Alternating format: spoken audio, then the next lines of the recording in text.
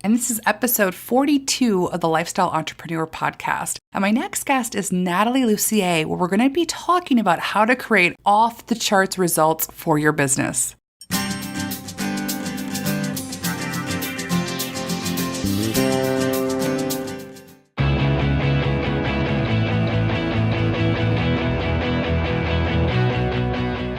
Welcome to the Lifestyle Entrepreneur Podcast. I'm your host, Kris Gilbertson, and I'm an author, speaker, and a coach to teaching you how to launch your own successful podcast.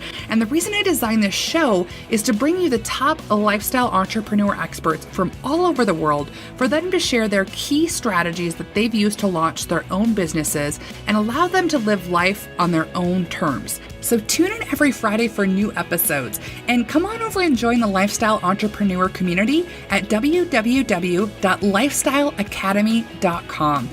There you're going to receive VIP training from specific guests from the podcast, along with being able to watch all of the interviews. And I'll also be making it really easy for you to implement these strategies that you're hearing by sending you what I like to call the Lifestyle Cliff Notes on the best of the best lessons learned on the podcast. So let's get started. All right, so before we get started with the show, I just want to thank everyone who is subscribing and leaving awesome reviews in iTunes. I'm so excited that people are enjoying these interviews. And I'm excited to announce First Fridays. So what I'm going to be doing the first Friday of every month, we're going to have a raffle for those of you that have subscribed to the podcast and then also left a review. And it'll be a raffle for $25 gift cards from iTunes, Amazon, eBay, all over the place. So all you simply need to do is just subscribe to the podcast in iTunes and then leave us a review, and your name will go in a hat, and we'll announce that the first Friday of every month. And this week's loyal listener shout out goes out to Say Wow Marketing. They say Kris is a true authority on podcasting and is a great coach. I just signed up for Kris's podcast school and I'm addicted to the content. This podcast is just an extension of fantastic content that will get your creative juices flowing. Learn from their best and ditch the rest. Well, thank you so much. I'm so honored and excited for all the amazing students that are taking massive action with their podcast. And Vicky, you're rocking it. I just saw your post on Twitter with using Evernote for taking notes, and I absolutely love that. That's so fun. And I just want to give you huge props for taking massive action. So you're going to love this episode because this is going to tell you how to help scale your business and really take your efforts to the next level. So let's get at it. Well, welcome everyone. I'm so excited and honored for our guest today. Her name is Nathalie Lussier, and she is an award-winning entrepreneur who's been making websites since she's been 12 years old. And what's great about Nathalie, she's actually graduated with a degree in software engineering, and she had a job offer from Wall Street. And in a gutsy move, she turned down this job to start her own business right out of college. So now she's running a multiple six-figure consulting company. She helps thousands of people all over the world to get techie with it and has been featured in Forbes, in VentureBeat, and Mashable, and Under 30 CEO. She also has a very popular web show, Off the Charts. And so I'm really excited to bring Nathalie on the line today to talk about really how to use digital strategies in your business and then how to launch successful products online as well. So welcome. I'm so excited to have you. How are you doing? I'm doing great, Kris. Thanks so much for having me. I'm excited to be here. Yeah, it's fantastic. So I want you to talk about your story because I actually have a very similar story to how you got started. So I'd love for you to share how you made that move and jumped into the world of entrepreneurship and maybe some of the struggles you went through and a little bit more on that back end story for my listeners. Absolutely. So I always kind of knew I wanted to start a business. And even when I was 12 making websites, I was like, wow, like I could do this as a business, and I kind of had that in the back of my mind. And then I went into software engineering and I had a bunch of different internships. So I worked on Wall Street and Silicon Valley and kind of did all these different things. And each time I was like, I kind of want to start a business. So when I got that job offer, I was like, my intuition is telling me that's not the right path. So I started a business instead of taking that job. And it's interesting because I was like, well, what kind of business should I start? Like the obvious choice would have been like a software company because that was my background. But actually I went with my passion because I had been reading all about these, passion-based businesses, follow your passion. And at the time I was doing a lot of raw foods and healthy eating. And I was like, oh, cool. Like I could definitely teach people how to eat healthier. And I had gotten my dad healthier. He had lost weight and just all this great stuff. So I'm like, okay, I'm going to do this. So I started a blog called Raw Foods Witch.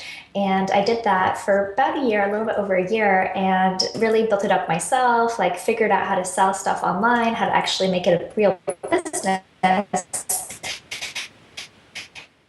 And then people started coming to me and saying, who built your website? How are you making money? Can you teach us? And for a long time, I actually resisted going into that realm because I was like, no, I don't want to teach online marketing stuff. Like, that's not what my passion is, right? And when I actually listened to them, it quickly turned into a six-figure business. And I was like, well, actually, this tech stuff is my skill set and it is what I used to love.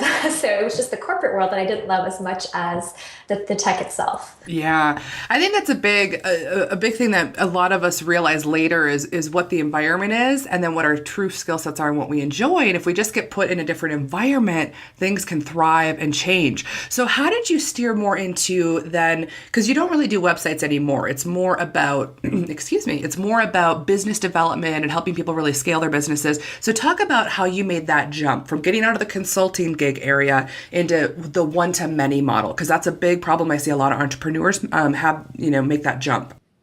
Yeah, absolutely. And it's interesting because when I started doing web design, I was like, wait, this wasn't quite what I was wanting to do. And I kind of knew, even as I was doing it, like, I kind of want to have something different. Like, I want to have products. I want to be able to train people on things. And even the clients that were coming to me to design their websites, I had to teach them how to use WordPress. I had to teach them like all that basic stuff. So I was like, well, let me start making a tutorial video that they can start, even if they're my one-on-one client, I can still be teaching them how to use the tools that I'm helping them set up. So that's pretty much how I started, is that I was creating a program which was called Websites Made Easy.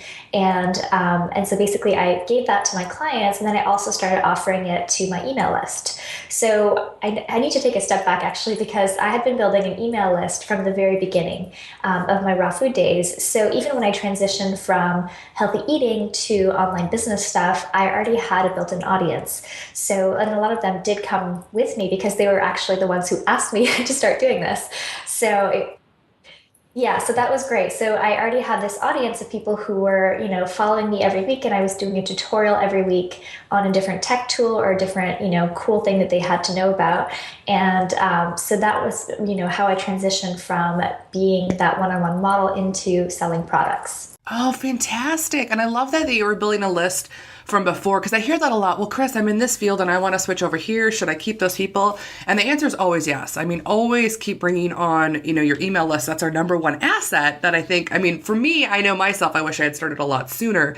So you can always start. You never have to worry about that. So I want you to talk about with your offer, because you talked about those little training videos. I think a lot of people have questions about that lead offer or what they should offer. So what have you found with yourself and your clients that have been really good email opt-in offers? Absolutely. Well, I have a couple of them. So I like to get creative and have fun with my offers. So the first one I had done was called the website checkup. So it's basically a quiz that walks you through like what parts of your website can be improved. Like maybe it's you need more traffic, maybe you need better content, maybe you don't have a website. So it really walks you through, what are the next steps for you? And then based on the results, you'll get a different series of emails that trains you on that topic. And at the end of that, I also offer a product that I have that's related to what they need help with. So that was the first time that I kind of created this kind of funnel for my business. The other one that I created recently is called the 30-Day List Building Challenge. And it's a series of video training, so one a day for 30 days. And it has checklists and tutorials and all kinds of stuff that teaches people how to build their list, how to create their opt-in offer, how to track the results that they're getting. And so, and that one was really around, I realized what can I do to get people to really start taking action?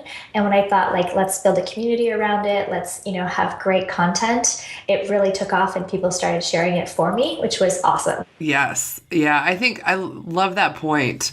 I think it's brilliant though, because today I think more and more we're about community, especially as more and more people become digital, which we're going to talk about more here in a second. But now that so many, even employees are doing telecommutes and working outside the office, people are looking for communities that they can be a part of. So I love how you incorporated that with your offer. And then once you get those super fans, it's amazing because then they want to share your content all over the place. And it makes it even more fun for you wanting to produce better content. So I love that. And your list building, it's amazing. I love what you've put together there. So let's talk about now then. So you call yourself a digital strategist. So tell me about what is your philosophy behind that and for the business owners that you work with? Absolutely. So I think that a lot of times, when we're learning online marketing stuff, we get taught formulas and things that we need to follow. But what I like to do is kind of take a step back and find like the unique path that a certain person needs to follow for their business, their personality, their strengths and their skills, and instead of trying to like fit themselves into a mold or a box. So I really feel like everyone has a unique strategy that'll help them get to where they want to go in their business. And a lot of that comes from my own experience where I've tried to follow other people's models or other people's things. And I realized like, actually, that's not quite where I want to end up. That's not quite how I wanted it to be. So I've had to like correct course over time. So that's what I like to help people or my clients, especially build the right strategies for them. And not also, a lot of times I see people trying to model the outside of somebody else's business without understanding kind of what's under the hood and what's really driving those decisions. So I really want people to understand kind of the inside part of a strategy and not just how it looks to the outside of a business. Yeah, and I love that point. And I know I've been guilty of that too, where we get these models and we go down it and then we're like, wait a second, this is not the path I want to be down. So what do you do? How do you help people align? Because, with my tribe, it's all about lifestyle business and, creating really the lifestyle of your dreams around your business. So how do you help people? And I know you've created the same lifestyle business as well. So how do you help your clients align that digital strategy and that path with the lifestyle that they want to create? Yeah, absolutely. So I think it really comes down to like knowing yourself and kind of being honest with yourself and that introspective piece. Because a lot of times we're like, oh, I want to travel the world. And then you realize that actually that sounds cool, but maybe that's not what they really want to do. They want to have a nice home base. They want to have a good income and they want to have a business that they could, maybe move with themselves. Like if they wanted to move their family or, maybe take a 6-month away sabbatical type thing, they could do that. But maybe they don't want to be on the go, all the time. So I think it is about knowing yourself and knowing your goals and kind of what you want to create. And then in terms of that digital strategy, I think that, the types of businesses that people are building online are so flexible. Like you can really decide like scheduling wise, you can really pick up and move anytime, which is what I love about online business. Oh, I know. I love it. I was just talking to a friend yesterday and I'm like, I really have been taking for granted the past few years how flexible it really is. Because I remember when I used to get up, I'd be in a car for an hour and a half in the morning commuting to from downtown Chicago out to the suburbs. And it really is. You can get a lot of time back and it's really amazing. So I want to talk to you about how you really started to master online marketing because we all go through that learning phase and a lot of us going through different products and different things. So what was your path? When did you figure out and bust out and create the Nathalie model that has worked for you? Yeah, it was definitely a lot of trial and error. So I think, back in the day when I was doing Raw Food Switch, I was trying all kinds of different things, like trying to learn how to launch a product, how to get traffic. I was learning a lot about SEO, search engine optimization, and, guest posting and all these different things that still work today. But, it was definitely like trial and error in the beginning. And I think for me, when I really kind of got a lot of these things is when I worked with a mentor. So I actually worked with Laura Roeder and Marie Forleo. And because of that, like they had years of experience that they could just kind of like bottle up and, make it easier for me to absorb. So I think that was also a really big part of it. And then of course, working with clients also helped me see what was working for each of them. So I kind of had like that behind the scenes look at other people's businesses, which is also very, very helpful to kind of honing my own skills as well. Exactly. What was the biggest takeaway from working with Laura and Marie that you really can be like the cornerstone of your business?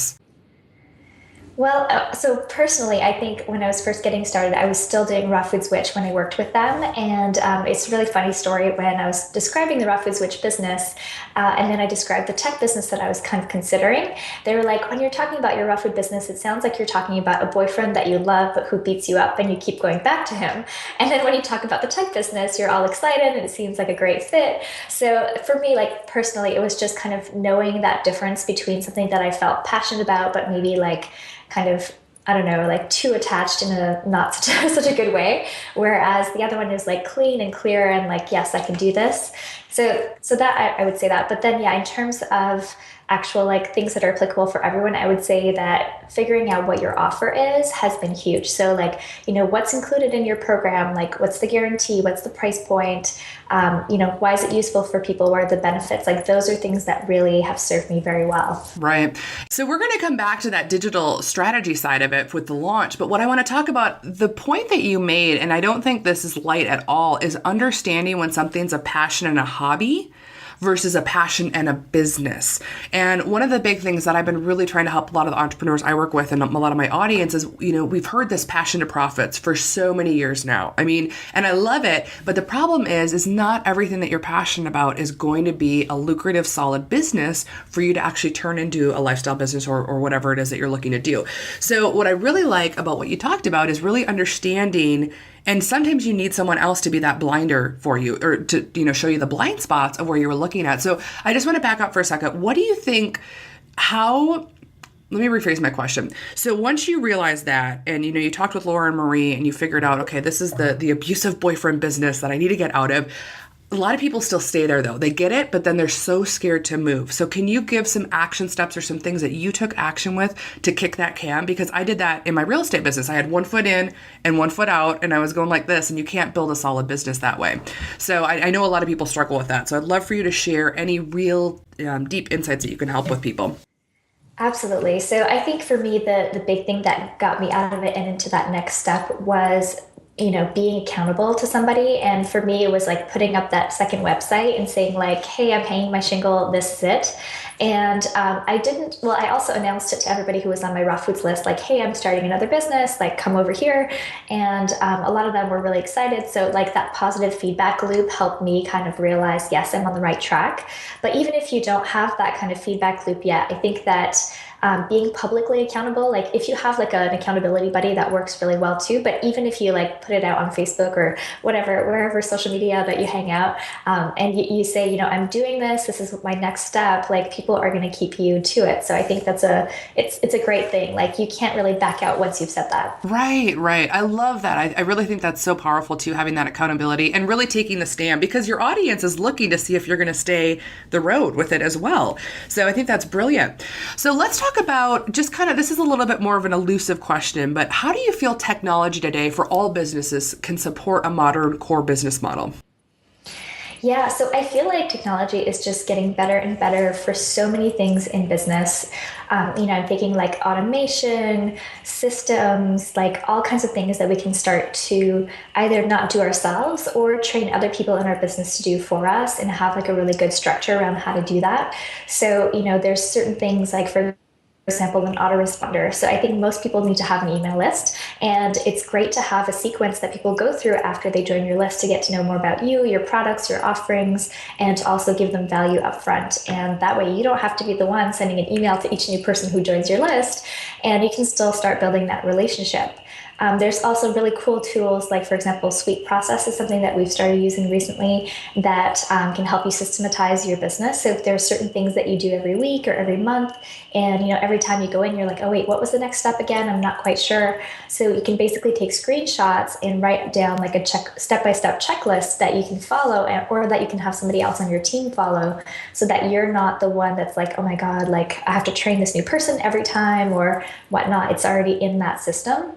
And kind of like how you were saying, like more people are telecommuting, more people are working from home. So I feel like technology is allowing us to do that with these kinds of systems, and even with Skype and like all the different things that we're using to communicate. It's amazing. I love it. Yeah, it really is. And I love that idea about the processes too. That's one of the biggest things to help get out of working in your business and get on working on your business. So I highly suggest being able to use that. Now, you said it was Suite Process is the technology that you use now. Is that correct?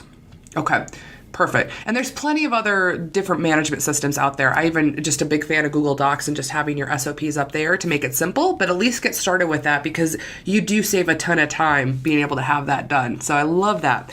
So let's go back now to the idea of launching a product online, and let's talk about that signature product, because that is so powerful, and where I know a lot of my listeners right now are trying to figure out what their core product is. So tell us about how you launched your first product and what goes into a really solid world-class first product.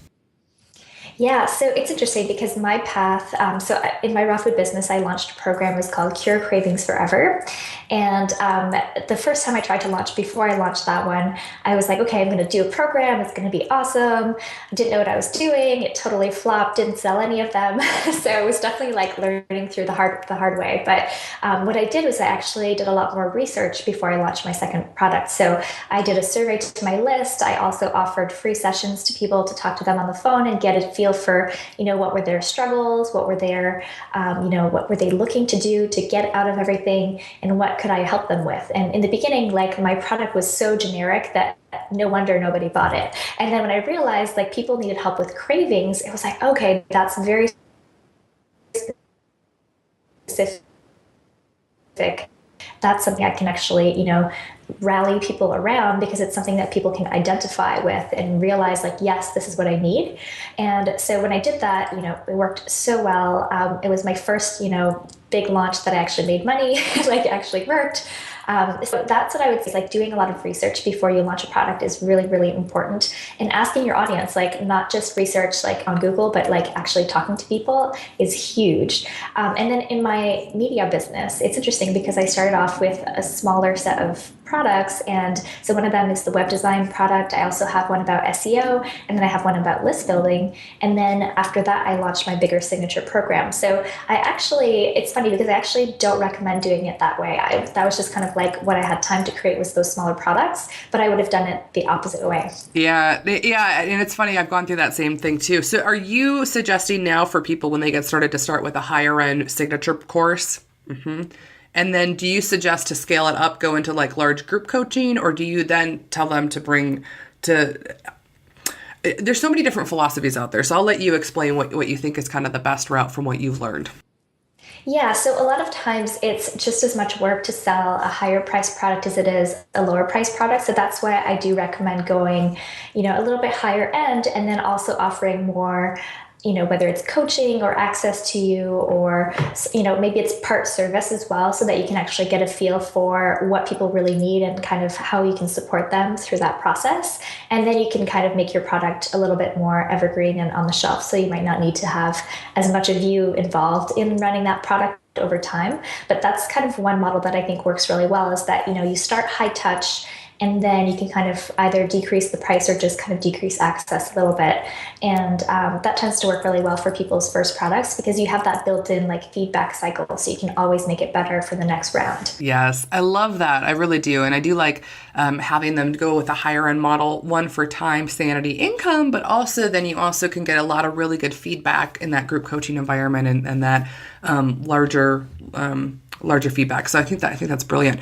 So let's talk about now if someone wants to do a product launch, and I know there's many more steps that are in this, but we're going to kind of take the 30,000 foot view here of what are the top 5 steps that go into making a successful product launch that you learned from the past and now how you coach clients.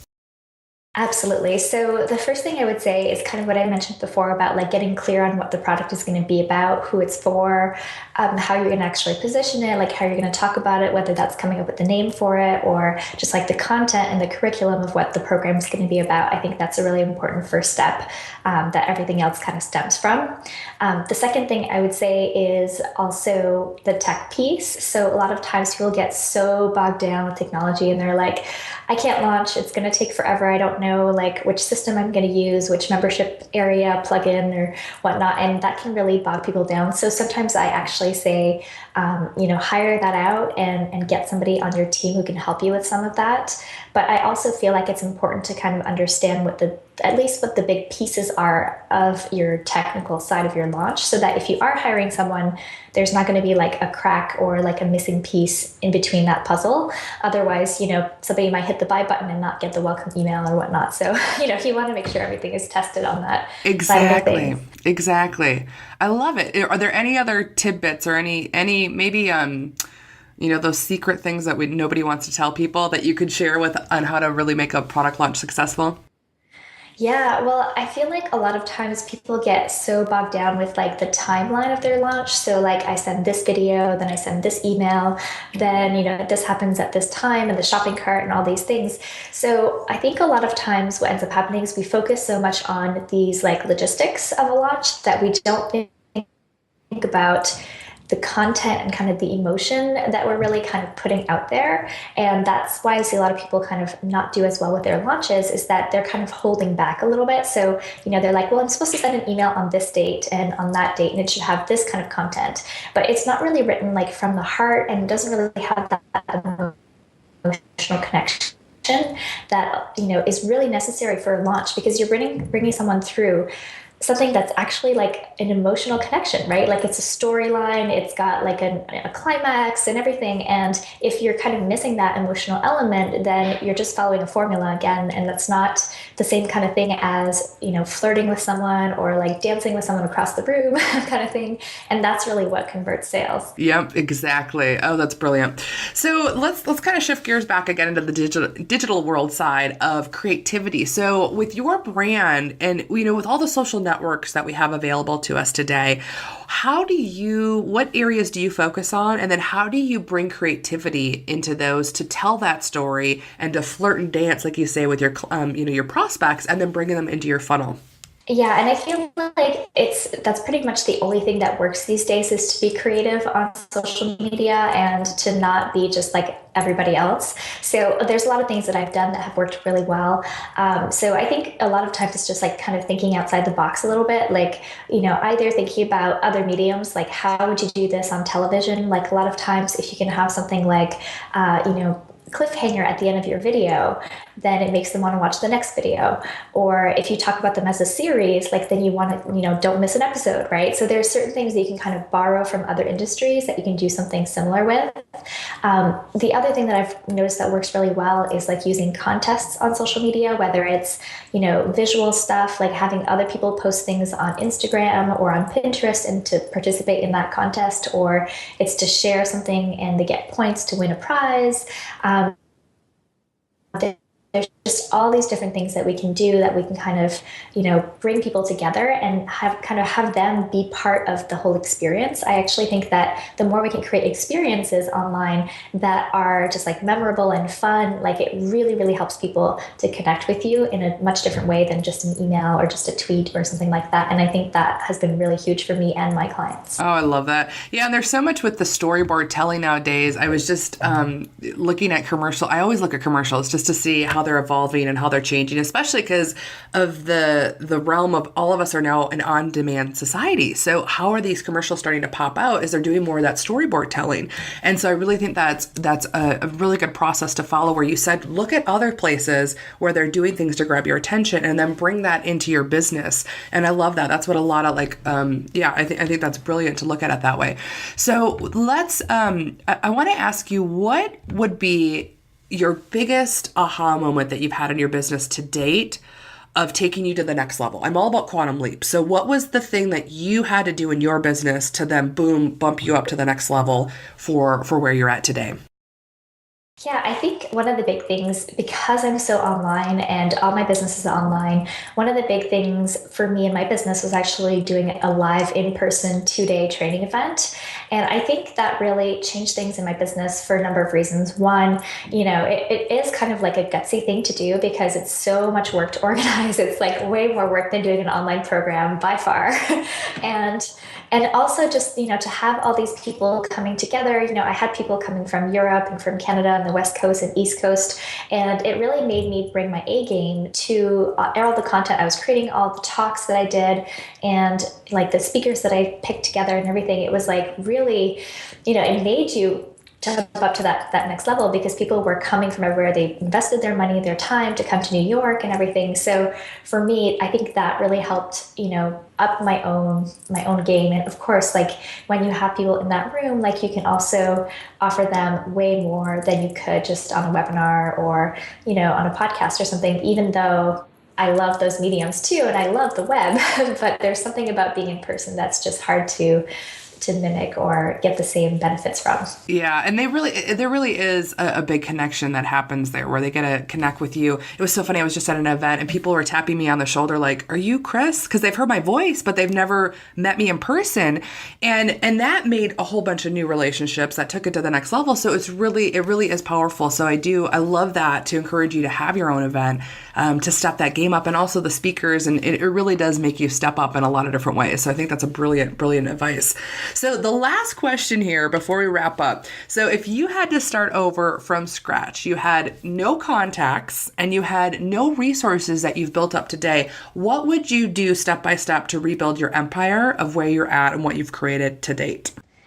Yeah, such a good question. So it's actually kind of related to the event. I think what I would do is I would actually, spend whatever money I had, or like startup capital or whatever, like even if it's just a couple $100s, to go to an event where I feel like it would be good for my industry. So depending on what industry I want to start with again, I would go to an event and kind of find those people who are super connected, who know what they're doing, and either learn from them if I didn't have any of my own kind of knowledge at that point, or if I did still kind of come with some information, then I would connect with them and just kind of see like how I can support them.